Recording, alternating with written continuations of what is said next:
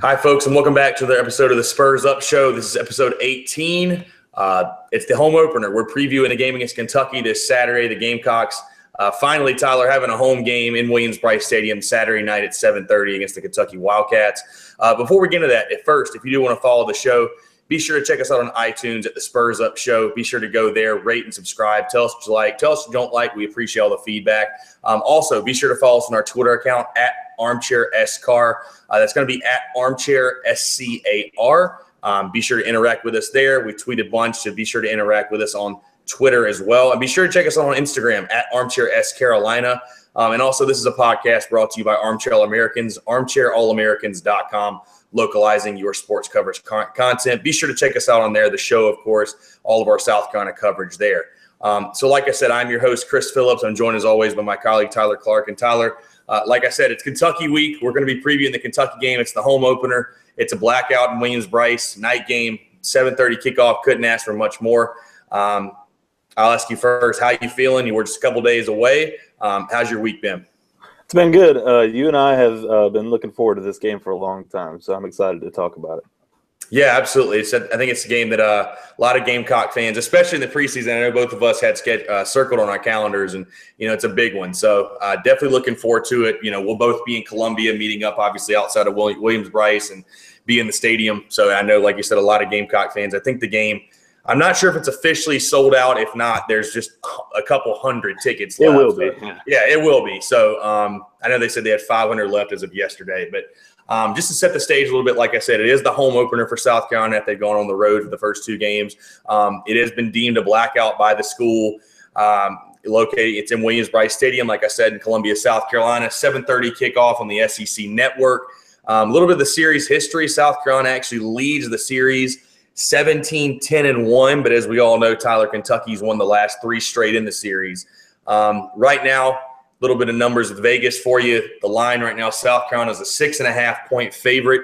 The over-under is set at 51 points right now. And I think we all remember the game, Tyler, the last time the two teams met. Kentucky won that one last year. 17-10 in a defensive slugfest, I guess you could say. South Carolina just mustering up 268 yards of total offense. Kentucky just 351, but I think they got about 215 on the ground last year.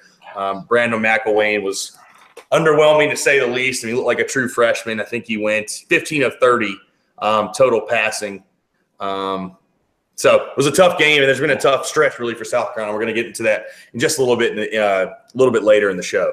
So breaking down Kentucky a little bit, they're 2-0 on the year. They got wins at Southern Miss in the first week, 24-17, and then beat Eastern Kentucky last week in a little bit tougher game than I think they expected, 27-16 in their home opener. Like I said, struggled in that game, actually changed quarterbacks in the middle of the game. Steven Johnson, who was their main guy, started out. There was a change in the second quarter. Drew Barker came in. I wasn't sure if Johnson was hurt, Tyler, but Drew Barker came in. He did not look very good. They went back to Johnson. We're just trying to mix things up. Eastern Kentucky, actually, I think they had the lead in that game at halftime. I believe it was like 13-10. But Kentucky stormed back, won the game 27-16. Still, though, Kentucky was a team that we know, Tyler, was catching a lot of preseason hype coming into the season. Everybody was kind of thinking it could be, Mark Stoops and Kentucky's breakout year. So it'll be interesting to see kind of how they rebound from that. And just like I said, this is a big game for both clubs. So it'll be really interesting to see, what happens on Saturday. Scouting the Wildcats, just really briefly, they're coached by Mark Stoops, like I mentioned. 21-30 overall as their head coach, and as a head coach, he's in his fifth year with Kentucky. On offense, like I said, they feature quarterback Steven Johnson. Overall for this season, he's gone 26 of 42, 400 yards, 2 touchdowns and no interceptions. So not a ton of yards, but done a good job taking care of the football. Like we said, Drew Barker, Tyler, probably a name you remember. He's from Rock Hill, South Carolina, was a guy that I think a lot of people were surprised that Spurrier and the old staff didn't really go after. And I think they actually did go after him late, but he stayed committed to Kentucky. His only limited action was replacing Johnson late in that game last week. And like I said, looked really underwhelming. Was a guy that was just like a Carson Palmer, just stuck in the pocket, couldn't escape a pass rush. So Steven Johnson's definitely their guy, more so mobile, has a pretty good arm. A lot of people are high on him. Their offensive line, similar to South Carolina's, returned 4 of 5 starters, 68 career starts. It's the most experienced unit. The only person they're replacing, it's a big one. They lost their 4-year center in John Toth. So anytime I know you're replacing a center, obviously it's a big loss on your offensive line as far as communication and everything.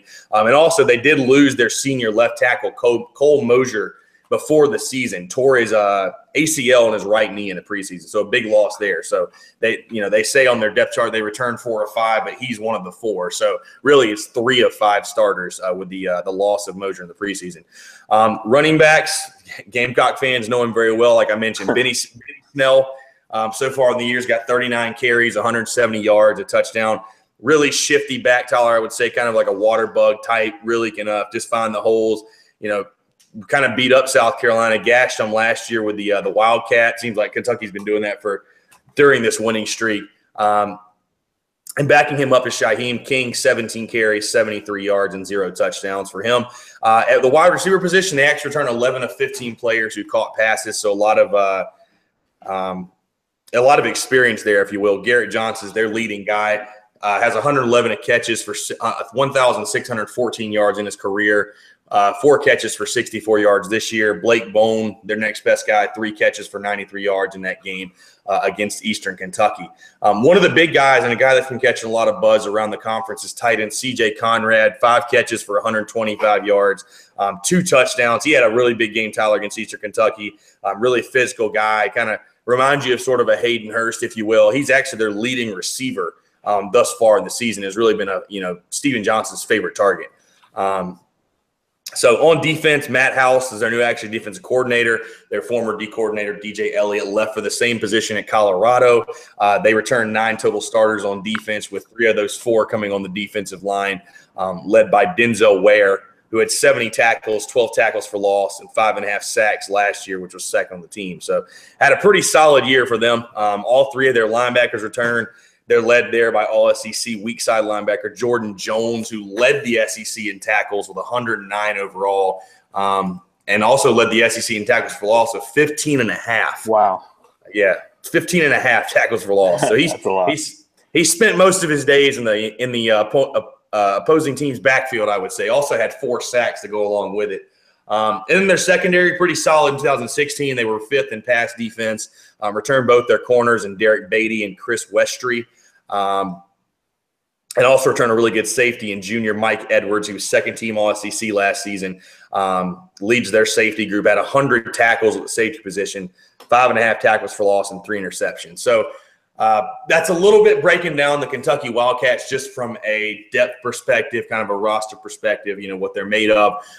We'll get into breaking down the game, Tyler. Obviously, as we mentioned earlier, South Carolina, and I talked a little bit about this with Dimitri on the SEC podcast we do, but we all know South Carolina is victim of a 3-game losing streak to Kentucky, and we talked about, is there a weirder stat or a weirder streak in the SEC than that one? Because even with South Carolina hasn't been abysmal over the last 3 years.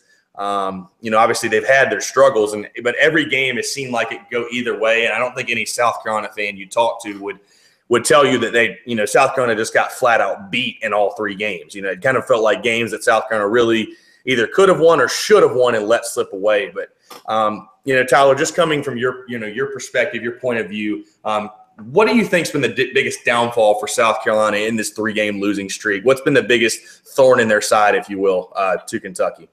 That's a really good question. I don't know if I know the answer to that, because in 2014, I believe it was the Perry Orth game where he had to come in, and he really didn't play that bad, but that one interception he had rolling out to the left, that was such a good game. That was actually the 15 game. The 14 game, you'll remember, was the crazy one with Dylan Thompson. Right. That was a wild. I mean, that was game a wild was incredible game too. But it was so embarrassing. That was one of the most dejected I've ever been after a game. Right. Other than losing to Kentucky in 2010 when Randall Cobb just went off, we were up 21-0. Right after the week after you beat number 1 Alabama at home. Exactly. Yeah. So I think it's just a Kentucky thing for some reason. I can't really explain it. None of those 3 years, I don't think they did anything crazy. I think that we went out there and lost it. I don't expect South Carolina to do the same types of things on Saturday. I certainly hope not.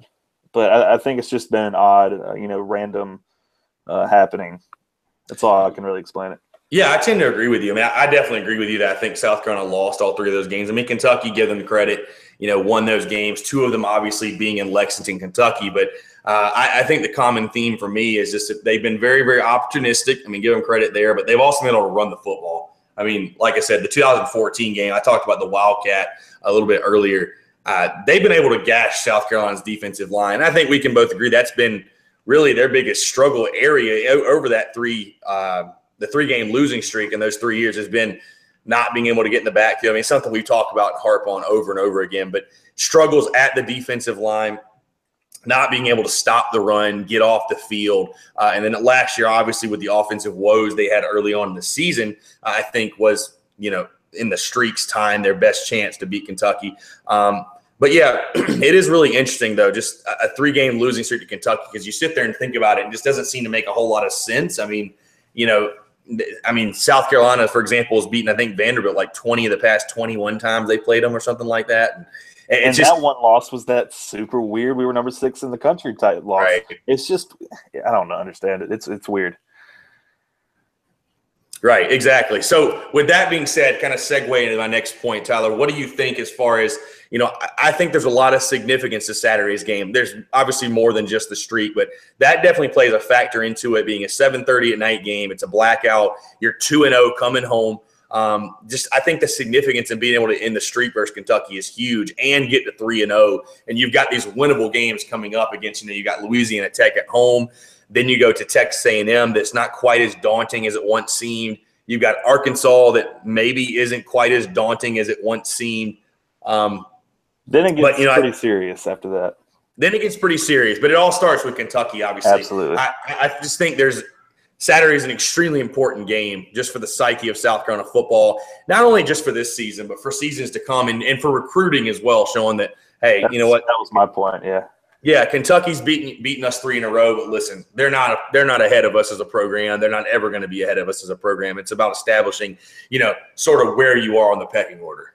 Exactly. Did you see the list of recruits that are at this game this weekend as well? It's a ton of recruits. I know we've actually got a piece going out tomorrow. I talked with our good friend, our recruiting guru, Alex Reynolds. There's actually an article coming out tomorrow with a South Carolina commit interview they did with him. He wouldn't tell me who the commit was, so I'm a little intrigued. But I have my guesses. Yeah, but you've got guys who are already committed, like a Josh Van, but like bigger guys like Channing Tyndall's coming in. Big time linebacker. Zion Williamson is Zion Williamson apparently. Frank Martin's going to has an in-home visit with him on Thursday, and there's a good chance they said he'll be at the game. Rick Sandage is another guy, another huge guy. Right. I know South Carolina wants a lot. Yep, the defensive lineman out of Concord, Rick Sandage. Yep, there's a ton of guys. I mean, basically everybody they want and they have targeted, and all the big guys that they have locked in right now, they're bringing on campus. So, I mean, it's a huge game for a lot of different reasons. I think number one has to be, though, ending that 3-game streak and really, really taking out Kentucky and into that for sure. So, I mean, and also the recruiting implications, like we said, just, showing, again, establishing where you at as far as your pecking order in the East, establishing – you are that program, and Kentucky's not on your playing field. Tyler, I'm not sure if you were able to watch the game that Kentucky had against Eastern Kentucky. I know we kind of touched on a little bit on our last show, but they definitely struggled. And that game was a lot more interesting than I think, especially myself, but I think a lot of people expected. Steven Johnson did not look that great early. Their offense really just wasn't clicking at all. Eastern Kentucky's got a pretty solid running back. Can't think of his name right now, but he was able to have a lot of success. It sort of reminded me, it's crazy. I feel like for the second straight week, we're talking about a team coming off a really unimpressive performance against a team they really should have beaten, Missouri with Missouri State, and then Kentucky in this game. It really feels like a similar situation to me. I'm not sure. Were you able to catch any of that game or like the highlights or anything like that? I didn't get to see any of it, but I mean, I have my ideas of how Kentucky is going to be. I mean, they're just going to run the ball a lot, and they're not going to wow you pretty much in any other categories. I think this is one of those games where South Carolina pretty much has the edge at almost every position. Yeah, I think that's the biggest difference between this game and the three-game winning streak Kentucky's on is that you come into this game, especially, there were a lot of unknowns for South Carolina, in the preseason, even with the knowns they had with Jake Bentley, the receiving core, a lot of unknowns on the defense, a lot of unknowns with how will those guys be in year two? Can Will Muschamp really develop an offense? Just all the questions like that. I know it's early, but I think through 2 weeks, they've really done a good job of answering a lot of those questions. And I think this is a game, you look at it from a 30,000 feet above you and say, this is a game that South Carolina really, realistically, from each position, like you said, has the advantage. I mean, as good as a player Steven Johnson is, as good as a player Benny Snell is, especially with the way South Carolina's playing on defense. I think that's the biggest thing. And it's been the most surprising thing to this point in the season. The bend but don't break, but being able to they're able to get to the quarterback, force the quarterback into some bad decisions and bad throws. And I'll be interested to see how Steven Johnson reacts to that because I'm not sure. I know that he hasn't seen a test this season like they're going to see Saturday night, even if South Carolina's defense isn't top 5 or top 10 or top 5 in the country. Eastern Kentucky and Southern Miss definitely aren't on the playing level of what they're going to see Saturday night. And it should be a raucous crowd. Like we said, the very first home game, Gamecocks are 2-0. It's a blackout. It's prime time. Tyler, I want to ask you, how big of a factor, how much do you think the crowd is really going to play into the Kentucky game? Because me personally, a long to go, nobody's really talking about the revenge factor. Because, Will Muschamp and the coaches, and the players during the week, they're never really going to say anything to you about, we're using that as motivation. But come on, we all know in the locker room what he's saying about, hey, these guys have beaten us 3 years in a row. We're at home. We're going to be wearing all black. Like, I personally think that the crowd is going to be a huge factor Saturday night, especially if South Carolina gets off to a fast start. I think it's going to be absolutely ignorant. It is going to be stupid. But let me ask you this. This is kind of a weird question. I know Tennessee, in my opinion, was the biggest game we were going into last year because we had a legitimate shot at night to beat a ranked team for the first time in the Muschamp era. Do you think that this takes that over as the new biggest game of the Muschamp era? I definitely think it's the new biggest game of the Muschamp era. Just because Tennessee was a huge game. Don't get me wrong, but at that point, the season sort of was what it was. What was the Gamecocks? They were 4-4, I think, at that point, or something like that, or maybe 3-4, something like that. And it was definitely a great game for establishing. Muschamp has this program on the right rise. You've got Jake Bentley. That kind of established. It definitely established he's the guy. No questions asked. It was a huge game, and anytime you beat Tennessee it's a great win. Without a doubt. But just for the sake of, the stakes that are on the line, having that revenge factor against Kentucky, with the season that lie ahead, if you can win this game and really build on the momentum you've already built and springboard, really. You're guaranteed. You win this game, all due respect to Louisiana Tech Bulldogs, you're guaranteed a 4-0 start, which I don't think – most Gamecock fans would have said you were crazy before the season. Like you were saying, when you were picking your games and predictions, you're like, sat there, you had South Carolina 4-0, and you're like, there's no way. Yeah. Just because there's no way. Not even because of any reason, just like there's just no way. So, you win this game, I definitely think it takes the cake is the most important game and the biggest game of the Muschamp era. So, I agree with you, though. I think it's going to be swaying. If it ain't swaying, we ain't playing. I think it's going to be crazy. The fans are definitely going to show up and show out. I know that the players are excited to come home, the coaches, everyone. So Columbia's going to be buzzing. I can't really wait to see the new the game day enhancements. They're going to have the DJ. They're going to have all the new video stuff going on with Justin King. I've also heard from rumblings about some other new stuff that's going to be happening they haven't even told us about yet. So it should be a blast. Columbia is going to be absolutely electric, I think, Saturday. I think I'm really glad I got a lower deck ticket for this game because I'm really excited about the DJ too because that hype man they've had the last couple of years is brutal. Yeah, I'm really glad to get rid of the hype man. I don't know if you saw, by the way, he's actually a cheerleader now. I don't know if you saw that. Good for him. Pretty interesting. So, but yeah, it should be a whole lot of fun. I will say, I think if Deebo Samuel takes a kickoff back for a touchdown, the stadium might collapse.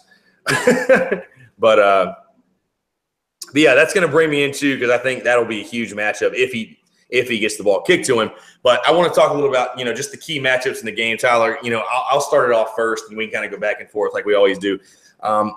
My first one is going to be South Carolina linebacker Bryson Allen Williams versus Kentucky quarterback Steven Johnson. Now, it's obviously a huge part of that's going to be Bryson Allen Williams being able to rush the quarterback. They've been really creative. Will Muschamp and staff have been really creative in finding ways to rush BAW. Get him to the quarterback, disrupt the timing, disrupt the passing route, stuff like that. I'm not sure if you saw, he put up a video today, Bryson Allen Williams did on his Instagram, of a play where he didn't necessarily get a sack, but he just completely shoved the right tackle back into the quarterback, Drew Lock, and just completely disrupted the play, tipped the pass, it was incomplete. And he was really in Drew Lock's face all night, had an interception in that game as well. I mean, through 2 games, I think it's already safe to say he's on his way to having his best season as a Gamecock. And making life hell for Steven Johnson all night. It's going to be key. I think he's going to be the guy that Steven Johnson might have to keep an eye on, where his floor at on the field. And I think, like I said, they're going to get really creative in using him in ways to, also, cover underneath, being able to read Steven Johnson's eyes. I think that's something he's gotten a lot better at as far as reading quarterbacks and, sitting back in coverage. But, yeah, I think – the defensive line will have some success, but I think using Bryson Allen Williams in that pass rush scheme at that buck position is going to be an absolutely key matchup to get Johnson rattled and sort of like Drew Lock rolled out of the pocket, forcing some mistakes. So, yep. I'm going to go with Javon Kinlaw versus Benny Snell because I think Javon Kinlaw is going to play a ton on Saturday night. I watched his media availability this morning before I went to class. I really liked what I saw out of that. He's one of those guys. He's just going to keep getting better and better each week. He's just a fun guy to listen to. He comes from nothing. The only guys that gave him a chance for Muschamp, and they have a lot invested in him. So I think he'll play a ton. The last couple of years they had, what were the other 2 running backs? Boom Williams and JoJo Kemp. Is that their names? Yep. It was Williams and JoJo Kemp. Yep. I mean, they used their speed to get to the outside. And the last couple of South Carolina defenses, I mean, they just weren't fast enough. And if they got to him, they couldn't tackle him. And those are in my opinion the 2 biggest improvements on the defense this year. 1, they tackle. 2, they're faster. And I think those 2 guys are gone. Benny Snell is going to have to just take over the full load himself. So I'll take Javon Kinlaw. And I really like that. I'm glad you brought that one up because I did think about that a little bit, but didn't think about Kinlaw being able to stuff the inside. And like I said earlier, they've had so much success against South Carolina in this streak with the Wildcat. It'll be nice to, if they run that, let's just stuff it. I mean, let's just stuff it because there's nothing more agonizing than when South Carolina was watching JoJo Kemp take the snap and you knew exactly what he was doing. Exactly what he's doing. You couldn't stop every play, and you couldn't stop. I think they're capable of stopping that now, which is, I'm really glad we're at South Carolina's at that point, where they're actually talented enough to, stop something they know it's coming. Yeah, glad they can get to that point. Yeah, I think Kinlaw should have a big day though, taking up the blockers on the inside. My next one key matchup for South Carolina is going to be USC running back Tyson Williams versus Kentucky weak side linebacker Jordan Jones. I talked a little bit earlier. Jordan Jones, huge player for them, the weak side linebacker, was all SEC. Led the SEC in tackles again. Like I said, 109 tackles. Tons of tackles for loss. He spends a lot of time in the backfield. From what we saw, on the other side, what we saw from Tyson Williams last week, Tyler, I think him and Rico both, I could have put either Rico or Tyson in this slide. It's really for both of them. But from what I saw from Tyson last week, I mean, he definitely has that burst. And he also has the power. And I just think it's going to be key for South Carolina to have that running game, establish the running game again. Tyson Williams finding those holes and, really being able to go up against Jordan Jones and, make a cut and make a guy miss. And as good as he is, it's going to be imperative for that offensive line, obviously, to block, open the holes. Like I said, going to need the tight ends to block again like they did well last week, wide receivers on the outside. But from Tyson last week, 14 carries, 78 yards. I'm hoping to see more of the same from him. And like I said, I think Rico as well. I could have interchanged really both of those guys, but just because of the week Tyson had against Missouri, I think that's going to be a huge matchup, and it's going to be key for South Carolina's offense to click Saturday night that Tyson has a big day. So yeah, I'm kind of cheating and looking ahead here, and your last one I'm going to save for you, but that was going to be my last one, so I'll let you take that. But I'll go Debo Samuel versus the entire Kentucky defense because he's a one-man show so far, and I mean that can only last so long because they're just going to keep putting extra and extra guys on him, which is going to open somebody up. We don't know who that is yet, but as long as he can just make his presence felt when he gets the ball, it's going to leave so many other guys open. They're just going to have no clue what to do. So yeah, if Debo can just have any type of production, everyone else on the offense is going to benefit from it. Oh, yeah, absolutely. And, I mean, they'll definitely, like you said, if they're able to have some early success with Debo, I mean, they're going to have such an eye on him. It's going to open it up for guys like Brian Edwards, Shai Smith, like A.J. Turner, like Rico. And we're still waiting for these other guys to come out. And that's going to be the Hayden, Casey Crosby, yeah, definitely. And Orche Smith, other guys like that, for sure. And I appreciate you saving the last one for me. But, yeah, definitely USC linebacker T.J. Brunson against Kentucky tight end C.J. Conrad. Obviously talked about, I think he's been Steven Johnson's favorite target. Had a huge game last week and is a really big physical guy at the tight end position. T.J. Brunson has been an absolute beast this year. I think I saw today he's like second in the SEC right now in total tackles. He's got, 16 against NC State. Yeah, had a huge game. But it's going to be interesting to see how TJ deals with, because I'm sure there'll be, a good many times he's going to be stuck on CJ Conrad. How Brunson's going to be able to adjust in pass coverage. It's going to be really big for him. And, they're going to need his sure tackling again as well, when Conrad does get the football, because I'm sure they're going to be targeting him. I'm sure Conrad's going to get his catches, but being able to wrap up, something that Brunson has obviously shown a high capability of doing already this season. To wrap up, stop the play, don't let it turn into a big play. South Carolina did let a play last week go for a big game to the tight end. Drew Lock hit the tight end down the field. So it's just going to be key for TJ Brunson to keep up that high level of play and high level of intensity against a great player like CJ Conrad. And I have full confidence he will, but it definitely will be a new test for him. So we'll talk about, Tyler, a couple of keys to the game. I'll go with my first one first. We talked about it. Like I said, this is one that we sort of beat a dead horse with, but especially because of the significance of this streak that Kentucky has, winning 3 in a row. South Carolina on Saturday night, to me, has to win the point of attack on the line of scrimmage. Offensively, defensively, I think especially defensively, though, stuffing Benny Snell, like we're saying, when the run's coming, because we know Kentucky's going to try to run it. We know they're going to try to set the tone on the ground with Benny Snell. I'm not sure if they'll go to any Wildcat or not, but if they do, being able to snuff it out, being able to, get them off the field quickly. And again, I watched Will Muschamp's coach's show today, and he again reiterated that he doesn't think time of possession is that important of a stat. No, he really did. And I mean, call BS on that. I hear where he's coming from. Like, I understand it because, like, if you use your time efficiently, I guess, you can, make the most of it and still win a football game. But there's no proof of that to me, what he's done the first 2 games. Right. It's going to be, to me, still so important to control the clock, keep them off the field, win third down, as he says, and be able to get that offense on the field, score some points. What do you think, Tyler? What did you have a different key? Yeah. As far as for the first, I know I got a couple, but I'll let you go. As weird as this sounds, I might go the opposite of what you just said.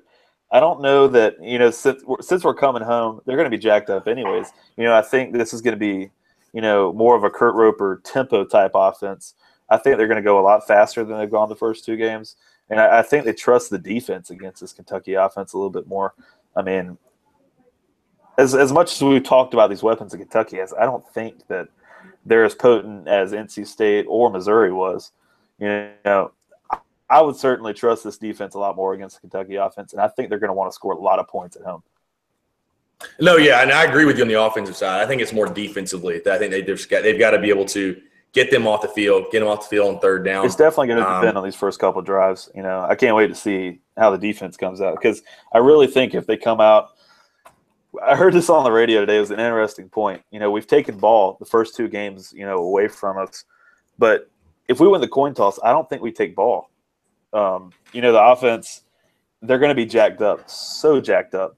And we saw what Jake Bentley did when he was jacked up last week, so he kind of overthrew. And I think if Kentucky gets the ball first, and South Carolina stops them, say a 3-and-out, game's over, in my opinion.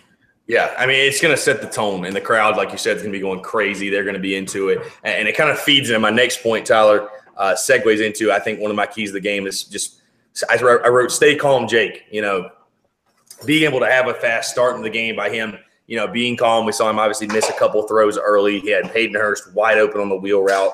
A couple of other throws where, he probably should have hit. Due to just being, they said, too jacked up in the game. Kurt Roper obviously had to calm him down. But I think it's just going to be imperative to keep the crowd in the game, really set the tone and set the tempo like you were saying, because I completely agree with you. If South Carolina goes out there, gets a 3-and-out stop, and they're able to just march right down the field and score, I mean, it's going to be really hard. It's going to be hard for Kentucky. They're going to be in a madhouse. I don't think there's any other way to put it. Yeah, for sure. So – and then my last one, it kind of feeds into what you say, trust in Debo. Well, I don't think he's going to be kicked to. Like I said before, I think if they kick to him, that entire special teams staff should be fired. Mark Stoops will be fired at halftime if Debo gets one touch. And there's literally no reason. Nothing good can happen. Just don't kick it to him. Yeah, so I don't think he'll have too much of an impact on kickoff return, though I'd love to see it. Yeah. You have to find creative ways to get him the ball, on offense early and often. And I think that's going to be the game plan most weeks, but especially against this Kentucky defense, being able to get him the football, like you said, setting the tone. I definitely think with his speed, his agility, the creative ways they can get it to him, not just by throwing him down the field, but using him on the speed sweeps, using him the wide receiver screens, using him, maybe him taking direct snaps. We haven't seen that yet. That sounds dangerous. Yeah, we haven't seen that yet. So, being able to just make sure Debo Samuel, I mean, he's the kind of guy who needs to touch the football 15 times a game at least. So just being able to get him the football, getting him very, very involved in the game plan, I think is going to be key early and often all throughout the game. So, my last one, it sounds like beating a dead horse, but, stopping them on first and second down and getting them into a long third down situations makes Steven Johnson throw the ball. I mean, if you make him throw the ball, I don't think Steven Johnson can beat this defense. I really don't. He's certainly no better than Drew Lock was or Ryan Finley was. If you can make him throw the ball, I don't see any reason why South Carolina could win this game by a lot. Yeah, no, I completely agree with you. Yeah, I mean, it's going to be, it's like you said, it's a key in most every game is getting them into third and longs. But, yeah, I know Steven Johnson's a really capable player. He had some good throws against Eastern Kentucky and everything, but you're not going to sit here and tell me he's a better quarterback than Drew Lock. You're not going to tell me I don't think he's a better quarterback than Ryan Finley. I really don't. He's a capable player, don't get me wrong, but in this type of environment, this type of hostile environment, you get him down and, like you're saying, getting those third and longs and, the defense is able to pin their ears back. I'm not sure how he's going to be able to handle that type of rush and that type of chaos around him. So, with that being said, Tyler, it's my favorite part. We're going to talk a little bit of predictions for Saturday night. Gamecocks hosting Kentucky, 7:30 SEC Network in a blackout. Tyler, like we said, we'll both be at this game. It should be a packed house Saturday night. We'll start with you. Who you got? Certainly South Carolina. We have been so wrong on these predictions. It's been brutal. But I'm going to take South Carolina 35-17 and beat the total by 1 point. I like it. Yeah. I'm also going to go South Carolina. Obviously, it was funny. You'll remember I texted you last week right after South Carolina beat Missouri. I said, tell Kentucky to not even bother showing up. I've mellowed out my prediction a little bit since then, but I really think this one has the chance to get ugly. I just, I want to really – I'm going to go bold with my prediction. I think South Carolina – pulls away early and never looks back. I don't think Kurt Roper lets off the gas pedal, and I don't think this South Carolina team's forgotten what's happened to him the last 3 years. Jake Bentley said today, the seniors have never beaten Kentucky, which is mind-blowing. It literally makes me cringe when hearing that say wow. Yeah, it's just like, wow. There's a bunch of guys at South Carolina that have never beaten Kentucky ever. So I think they all know that. I think they're going to take that to heart and come with a chip on their shoulder at home. If you win this game, you're most likely going to be ranked. 100%. I don't think that's debatable. Yeah, you were 27th this past week. You're going to be ranked. It's a home game in front of your home crowd that's going to be fired up. You're wearing all black. I know that they say uniforms don't mean anything, but guess what? Yeah, the players, they do. The players, they do. But it'll be a packed house. You've really got the positional advantage, I think, everywhere. I think this is, in that streak, Kentucky and South Carolina maybe because of the lack of recruiting by the old staff have been more so on an even scale of, talent-wise. I don't think there's a talent comparison in this game. I think South Carolina gets ahead early and steamrolls. I think it's going to be a 41-10 game. Ooh. I think it's going to be a blowout. I just, it may not be as big of a score spread as I'm saying, but I just don't. Even if it's a game where it's like 28-14 or 31-14, I don't think it'll feel that close, if that makes sense. So, we both got the Gamecocks getting the win. We move them to 3-0, and like we said, Tyler, from there, you get a top 25 ranking. You've got Louisiana Tech coming to town. 2-0 in the division. 2-0 in the division as well. Last time South Carolina was 2-0 in the division, start of the year. Yeah, I mean, what are they 2-0 to start the year for the first time since 2012? And even those years, we lost to Georgia, and the first couple games, so that wouldn't have been possible. Because 2013 they lost to them in the second game of the season. So 2012 I think was the first. 2012. It's the first time since 12 they're 2-0 in the 2-0 overall, and then I don't know when the last time they were 3-0 overall to start the season, but it should be a fun one Saturday night. Be sure to tune in if you're not there. Like I said, 7:30 Eastern, the SEC Network should be a lot of fun. I was a little bit late again, Tyler, getting out the listener question just because we had to record later due to some technical issues that we had Monday night. So I will get to the one question I had. It does come from Reddit, and just because I want to give credit to the person sending the question, I forgot to write down their username. I'm going to pull it up really quickly. It's going to be from Reddit, JS Hokie1, one of our good friends who submits a lot of questions. We appreciate it. So I'll read the whole thing. Last week, we saw the return of a very explosive Hurst and the emergence of a very explosive Williams at running back. I love Rico a lot. I think we all do. However, he just hasn't been able to get the same push off the O-line as Tyson. The question is, if you're Muschamp going into this week, who is the running back one on the depth chart? I know one game seems like a bit of an overreaction to kick a very good Dowdle from his spot, but Tyson really did shine, though, against Missouri. Tyler, your thoughts? We talked about this a little last night on our podcast. I really don't think that the RB1 really matters. I think Rico will still get the start, but it really doesn't matter who's the starting running back in this system. Or I don't really think they care, to be honest. No, I agree with you. Yeah, I think it's going to be a more running back by committee as we talk. I mean, who knows? A.J. Turner might get the bulk of the carries in this game. If he gets hot, he's seeing the holes. Like I said, they talked about in preseason, one guy might have better vision one day than the other guy, or, one guy just kind of has a better burst that day. I mean, anybody that's played sports can tell you sometimes it's just your day and sometimes it's not. So, I mean, it'll be interesting to see. But, I think Tyson, I'll expect him to have a good game. I think Rico will come back. He's got a chip on his shoulder to have a really good game. Coming back home, too.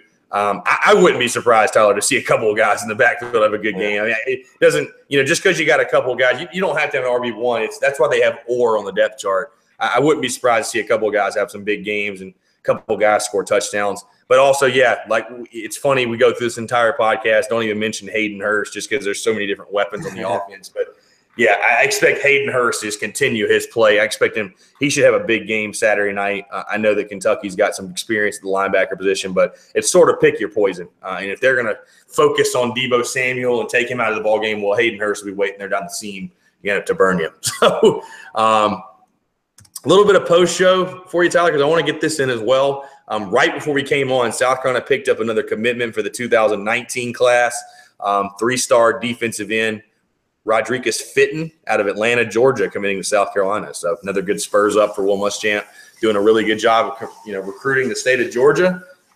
Gets another guy out of Atlanta. So, we'll take it for sure. That's awesome. But I think that's going to about wrap us up, I think, for the post-show. I mean, I got something I heard on the radio I want to put. Okay, yeah, go ahead.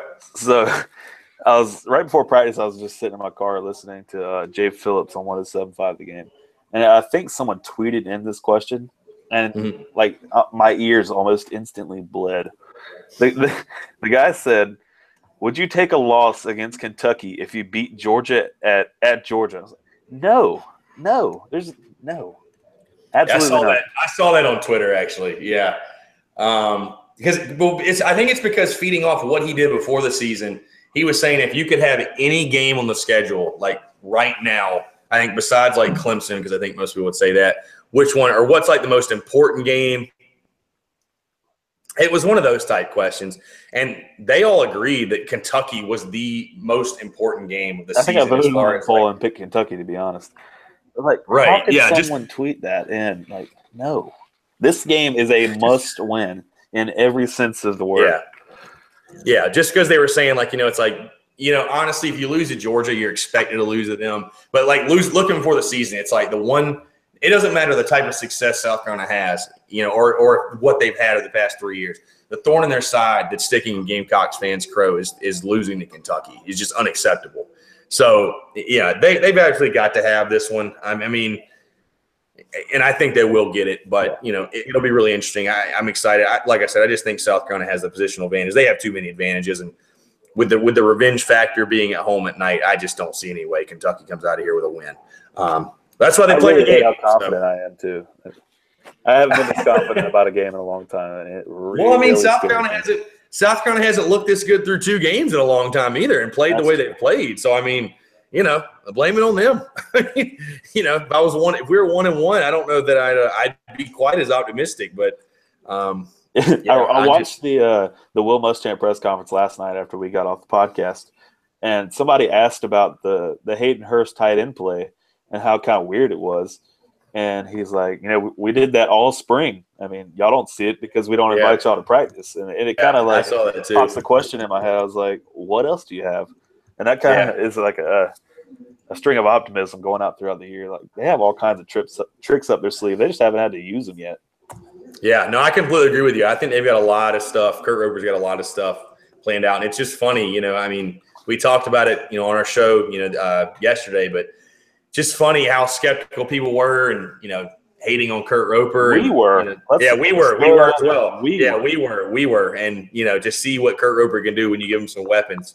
I think it's going to be a lot of fun this entire season. And I think South Carolina will have a really big day on offense Saturday.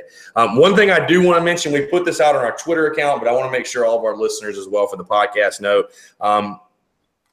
If you don't know, we're going to be giving away prizes all season long. They're going to vary from anything from tickets to games, apparel, memorabilia, tailgate accessories, all different kinds of stuff. Me and Tyler are going to be coming up with all the prizes and everything. It's going to be for students, fans, anybody who's a South Carolina Gamecock.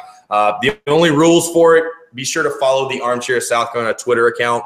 That's at Armchair SCAR. What we're going to want you to do, tweet us your best videos from game day with the hashtag take a seat. So anything, literally, it can be from a tailgate to the fairgrounds to playing some drinking games in Gamecock Park, being crazy in Memorial Lot. And I think we've all been there to do that. The sandstorm in the stadium, crowd reactions at Williams-Brice, anything to show the pageantry of being a Gamecock, anything to show, your school spirit and everything, and just show how Gamecocks, how we tailgate and how we get down on game day. Honestly, the crazier Gamecock spirit, the better. Tweet the videos at us. Like I said, put hashtag take a seat. We're going to retweet probably most of the videos, but we're going to pick one winner that we think is the best video from that game. We're going to do it every single home game. We're going to pick the winner Sunday, and from there, you'll get your prize and everything. We'll DM you stuff like that. So Chris and I will definitely have our videos up. So we will throw our own hats in the ring. I plan on getting wild on Saturday night. Yeah, exactly. So be sure to do it. It's a lot of fun. I know that Saturday's going to be a ton of fun. Like I said, it's hashtag take a seat at Armchair SCAR. Just shoot the videos there. So again, check us out on iTunes at the Spurs Up Show. Rate and subscribe. Again, on our Twitter account at Armchair SCAR. I already mentioned. Just be sure to follow us there. Interact with us. Instagram at Armchair S Carolina. Check us out. We'll probably put some of the best videos on the Instagram account as well. And go to Armchair All-Americans. Check out all our content there of our South Carolina breaking articles, SEC articles. We also cover all the professional sports as well. We got a ton of good stuff going on, a lot of exciting stuff happening, and can't wait to share with you guys. So with that being said, Tyler, you got any last words, anything before we kind of head into the weekend home stretch and, start the home season off?